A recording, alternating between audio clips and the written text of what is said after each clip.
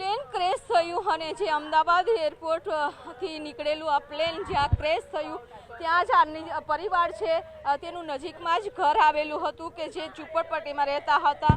14 વર્ષનો દીકરો હતો જે સૂતો હતો, ઘરમાં હતો અને એના મમ્મી છે તે બહાર હતા। પરંતુ જ્યારે પ્લેન ક્રેશ થઈ અને નીચે પડ્યું ત્યારે જે બેન રડી રહ્યા છે એનો 14 વર્ષનો ભાઈ છે તેનું ઘટના સ્થળે જ ડેથ થઈ ગયું છે।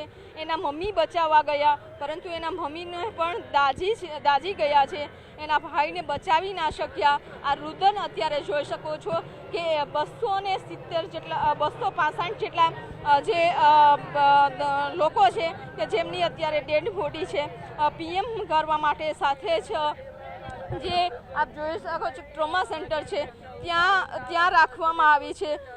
એકબીજાને આ જે ઘટના બની છે અત્યારે તો કોણ કોને શાંત રાખે, કોણ કોને આશ્વાસન આપે। આખો પરિવાર છે તે અહીં આવી અને ગઈકાલથી આ પરિવાર અહીં જ બેઠો છે કારણ કે અત્યારે જે ડેડ બોડી છે તે ટ્રોમા સેન્ટરમાં રાખવામાં આવી છે। આ રુદન છે, આ રુદન ક્યારેય બંધ નહીં થાય કારણ કે એવી ઘટના છે કે હંમેશા માટે આ જીવનભર યાદ રહી જતી હોય છે। બેન કેટલા વર્ષનો ભાઈ હતો? મારો 14 વર્ષનો મારો ભાઈ હતો, નાનો બાળ અને તમારું ઘર ક્યાં છે? ગોળા કે તમારું ઘર ક્યાં છે? મારું ઘર ગોળા કે ગાડી આ બાર સિવિલ હોસ્પિટલ એસઆપી કેમ્પની જોડે અમારી ચાની લારી હતી। મારો ભાઈ ઉતેલો હતો અને હું તો રહી ગયો।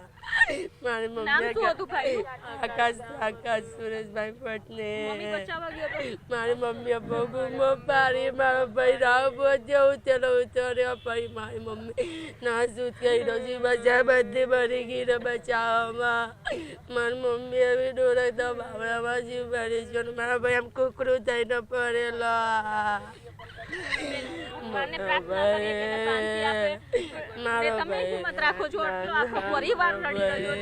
મોટા છો તો એને બધાને તમે હિંમત આપીને બધાને શાંત રાખો। આખી રાત આ પરિવાર છે, આપ જોઈ શકો કે આખો પરિવાર છે અહીં બેસી રહ્યા છે કારણ કે ડીએનએ કર્યા બાદ તેમનો જે રિપોર્ટ આવશે ત્યારબાદ જ તમામ લોકોને બોડી સોંપવામાં આવશે। આ કરુણ ઘટના। બેન તમે ક્યાં હતા? આ ઘટના બની ત્યાં નજીક હતા? ક્યાં? અમે તો પાટણથી આવ્યા છીએ। તમે બધા પાટણથી આવ્યા છો? ના, અમે તો અહીંયા જ રહીએ। બેન તમે નજીક રહેતા હતા? તમે કેટલી બહેનો છો? અમે 3 બહેનો છીએ, 2 ભાઈ છે। સૌથી નાનો હતો, બહુ લાડકો હતો, મારો બહુ લાડકો હતો। મારી માનો સહારો હતો એક, મારી માં કે સંતાન છે માતા પિતાના સહારો હોય છે પણ એવી સમયે છોડીને જતા રહ્યા છે મા બાપને કે 14 વર્ષનો દીકરો હતો, ઘરમાં સૂતો હતો, ચાની લારી હતી અને જ્યારે ઘટના થઈ પ્લેન ક્રેશ થયો અને એ પ્લેન ક્રેશ થવાને કારણે ભાઈ હતો 14 વર્ષનો તે અંદર સૂતો રહ્યો।